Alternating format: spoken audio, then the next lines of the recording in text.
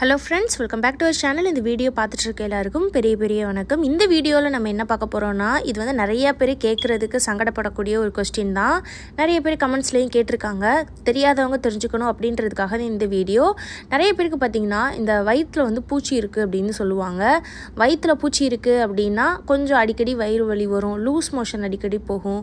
அதுக்கப்புறம் பார்த்திங்கன்னா பாத்ரூம்லேயே மோஷன்லேயே பார்த்திங்கன்னா குட்டி குட்டியாக ஒயிட் கலரில் வந்து பார்த்திங்கன்னா ஒரு மாதிரி புழு மாதிரி குட்டி குட்டியாக வந்துட்டு நெளியும். இதை வந்து பின் வார்ம் அப்படின்னு சொல்லுவாங்க.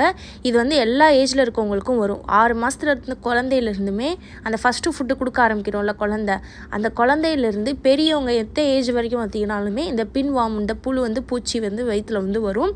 இது வந்து ஒரு அன்ஹெல்தியான விஷயமா ஹெல்தியான விஷயமா அப்படின்றதுலாம் கிடையாது. இது வந்து ஒரு நார்மலான விஷயம். நம்ம வெளி சைட்லேருந்து ஃபுட்டுலாம் வாங்கி சாப்பிட்றோம்ல, ஹோட்டல் அவுட் சைடு ஃபுட்டு, நிறையா வந்து இனிப்பு சாப்பிட்றவங்களுக்கு, இந்த மாதிரி இருக்கக்கூடியவங்களுக்குலாம் வந்து இது அதிகமாக வர்றதுக்கு வாய்ப்பு இருக்குது. மற்றபடி வந்துட்டு இது ஒரு நார்மலான விஷயம். இந்த மாதிரி பூச்சி இருக்கிறனால ப்ரெக்னென்சி வந்து டிலே ஆகுமா, அதே மாதிரி இந்த பூச்சி மாத்திரை வந்து போடுறதுனால ப்ரெக்னென்சி வந்து ப்ராப்ளம் ஆகுமா ஆஃப்டர் ஓவலேஷன், இந்த மாதிரி டவுட்லாம் நிறைய பேர் கேட்குறத பார்க்க முடியுது.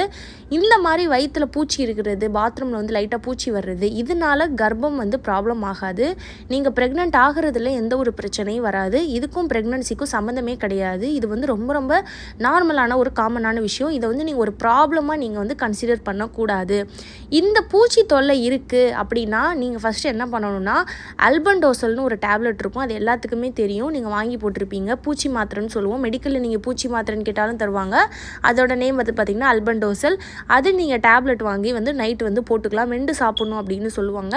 இந்த டேப்லெட் வந்து ஒரு 6 மாதத்துக்கு கூட பூச்சி வந்து ப்ராப்ளமாக இருக்குது அப்படின்றவங்க நீங்கள் போட்டுக்கலாம்.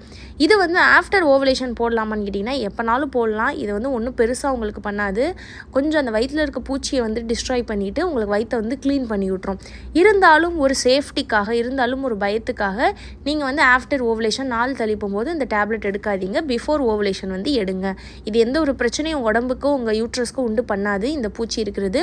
இருந்தாலும் இந்த டேப்லெட் போடுறீங்க அப்படின்னா நீங்கள் பிஃபோர் ஓவலேஷனே போட்டுக்கோங்க. ஆஃப்டர் ஓவலேஷன் ஒரு சேஃப்டிக்காக நீங்கள் வந்து இதை அவாய்ட் பண்ணுறது நல்லது.